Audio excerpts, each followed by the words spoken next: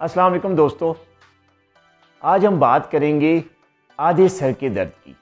आधे सर का दर्द, जिसको आमतौर पे माइग्रेन कहा जाता है, वो आजकल बहुत कॉमन है।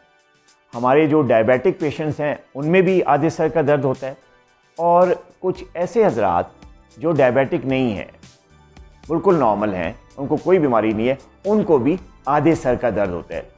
ये दर्द जो है इतना शदीद होता है कि जिस इंसान को ये होता है उससे कोई काम नहीं होता। ये जिस वक्त इसका अटैक आता है आधे सर के दर्द का, तो इंसान जिस काम में भी होता है, चाहे वो ऑफिस में हो या चाहे वो घर में हो, कुछ भी कर रहा हो, वो फ़ौरन उसका वो काम रुक जाता है।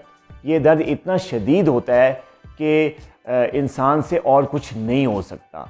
वो बहुत सख्त बेचैनी महसूस करता है, और बाज़ औक़ात ऐसा भी होता है कि इस दर्द के साथ साथ वॉमिटिंग शुरू हो जाती है, नॉजिएटिंग फीलिंग होती है, और इंसान चाहता है कि कुछ भी हो जाए, मुझसे कुछ भी ले लिया जाए, मुझसे कितनी भी कीमत ली जाए, इस सर के दर्द से मेरी मुझे निजात दे दी जाए। दोस्तों, आज हम इस पे बात करेंगे। माइग्रेन, आधे सर का दर्द जो है, उसकी कोई वजह आज तक सामने नहीं आ सकती, उसकी ख़ास किस्म की एटियोलॉजी नहीं है कि ये इस वजह से होता है, बस ये हो जाता है। कुछ ऐसे ट्रिगर पॉइंट्स होते हैं, कुछ ऐसे ट्रिगर स्टिमुलस होते हैं जिसकी वजह से ये प्रोवोक हो जाता है, इसका अटैक आता है। जिसकी भी हिस्ट्री होती है, जिस पेशेंट को भी ये हो रहा होता है, जब वो किसी ऐसे ख़ास किस्म का कोई खाना खा लेता है जिससे हमेशा इसको ये चीज़ होती है, तो उसको वो अटैक आ जाता है। किसी ख़ास किस्म की अद्वियात से इसको ट्रिगर मिलता है तो ये अटैक हो जाता है। कुछ ऐसे हज़रात हैं जिनको बहुत तेज़ रोशनी में जब वो जाते हैं तो फिर उनको ये अटैक हो जाता है इस माइग्रेन का।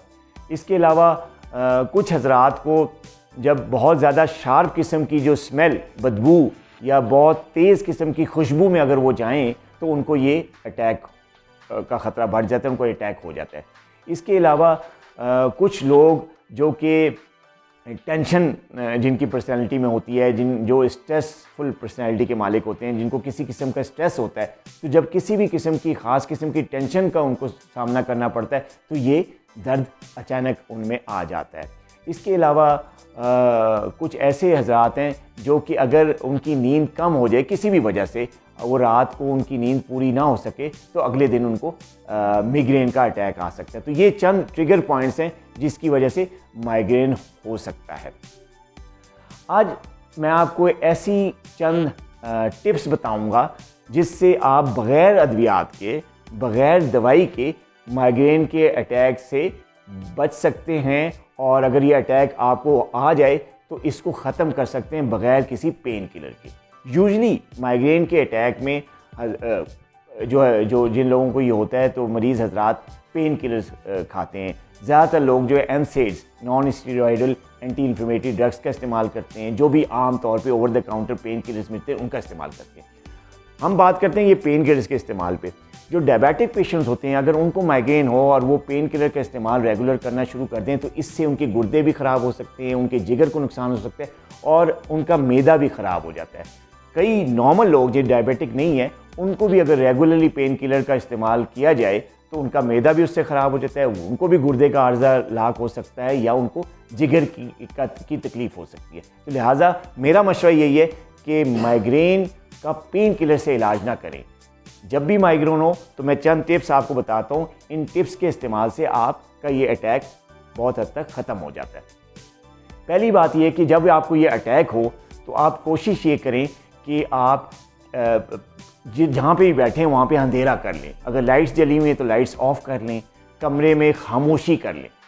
अगर किसी चीज़ की आवाज़ आ रही है तो कमरा बिल्कुल जो है वो खामोश हो जाए, सबको चुप करा दें, या उनको कमरे से कोई लोग अगर बैठे हुए गपशप लगा रहे हैं, या कोई म्यूज़िक ऑन है, या कोई मोबाइल ऑन है, तो वो मोबाइल और म्यूज़िक वगैरह सब बंद कर दें, लोगों को कमरे से निकाल दें और कमरे की लाइट्स बंद कर दें। आप देखेंगे कि 5-7 मिनट के बाद आपके दर्द में कमी आनी शुरू हो जाएगी। इसके अलावा दूसरी टिप ये है कि जहाँ पे भी आप बैठे हुए हैं वहाँ पे अगर कोई कॉफ़ी या चाय मौजूद नहीं है तो फ़ौरन किसी को कह के कॉफ़ी या चाय मंगवा लें, और सिप करके कॉफ़ी या चाय वो पीना शुरू कर दें। इससे भी आपको फ़ौरन जो है वो इस माइग्रेन के दर्द से आराम आ जाएगा। दूसरी चीज़, तीसरी टिप ये है कि आप अपने हाथ के जब उल्टी साइड है, हाथ का जो ये बैक साइड है, उस पर आप देखेंगे ये जो आपका अंगूठा है और ये शहादत की उंगली है, अंगूठे और शहादत की उंगली के दरमियान जो पोर्शन है, यानी इनकी बेस जहाँ पे ये अंगूठा जो है ख़त्म होता है और यहाँ पे शहादत की उंगली ख़त्म होती है, इन दोनों बेसिस के दरमियान ये जो हल्का सा पट्टा है, छोटा सा मसल, इसको आप प्रेस करें। आप एक हाथ से इसको प्रेस करना शुरू कर दें और ज़ोर से इस पॉइंट पे, इसको कहते हैं प्रेशर पॉइंट। तो ये जो प्रेशर पॉइंट पे दबाव डालने की टेक्निक है, ये बड़ी इफ़ेक्टिव है। जब आपको ये अटैक हो तो इस प्रेशर पॉइंट पे अंगूठा और शहादत की उंगली के दरमियान जो ये प्रेशर पॉइंट है, इसको ज़ोर से प्रेस करें। जब इसको ज़ोर से प्रेस करके आप 1-2 मिनट तक इसको प्रेस रखेंगे तो आप देखेंगे कि आपका जो सर का दर्द है वो आहिस्ता आहिस्ता ख़त्म हो जाएगा। इसको कहते हैं प्रेशर पॉइंट टेक्निक। तो ये भी बड़ी इफ़ेक्टिव है माइग्रेन के दर्द पे काबू करने के लिए। एक और टिप जो मैं आपको बताऊंगा वो है हॉट या कोल्ड स्पॉन्जिंग। जो भी आपके पास चीज़ मौजूद है, अगर आप सर्दियों का मौसम है तो इस मौसम में आप गर्दन और सर के पीछे वाले हिस्से में गर्म टकोर करना शुरू कर दें और आप देखेंगे कि टकोर करते करते 5 से 6 मिनट के अंदर अंदर आपके इस दर्द में काफ़ी हद तक कमी आ जाएगी। अगर गर्मियों का मौसम है तो ठंडी टकोर करें। गर्दन और सर के पिछले हिस्से में बर्फ़ के कुछ पीसेस जो है एक कपड़े में या तौलिए में लपेट कर ठंडी टकोर को गर्दन और सर के पिछले हिस्से पे करें तो आहिस्ता आहिस्ता इस सर के दर्द में जो है आपको आराम आ जाएगा। इसके अलावा आखिरी एक टेक्निक जो मैं आपको बताता चलूँ वो ये है कि जब ये अटैक हुआ आपको तो कमरे की लाइट्स बंद करने के बाद आप अपने आप को किसी भी बेड पे या चेयर पे या कुर्सी पे, जो भी चीज़ अवेलेबल है वहाँ पे अपने आप को रिलैक्स होकर लिटा दें। आंखें बंद करके सोने की कोशिश करें। आप देखेंगे जैसे ही आप आंखें बंद करके लाइट ऑफ करके बैठेंगे, लेटेंगे जगह पे, तो आहिस्ता आहिस्ता ये दर्द ख़त्म होना शुरू हो जाएगा। तो ये जो टिप्स मैंने आपको बताई हैं, अगर आप माइग्रेन के पेशेंट हैं तो इन टिप्स को आजमाएं। आप देखेंगे कि बग़ैर दवाई के आपके सर के दर्द में आराम आ जाएगा। अपना बहुत ख्याल रखिएगा। अल्लाह हाफ़िज़।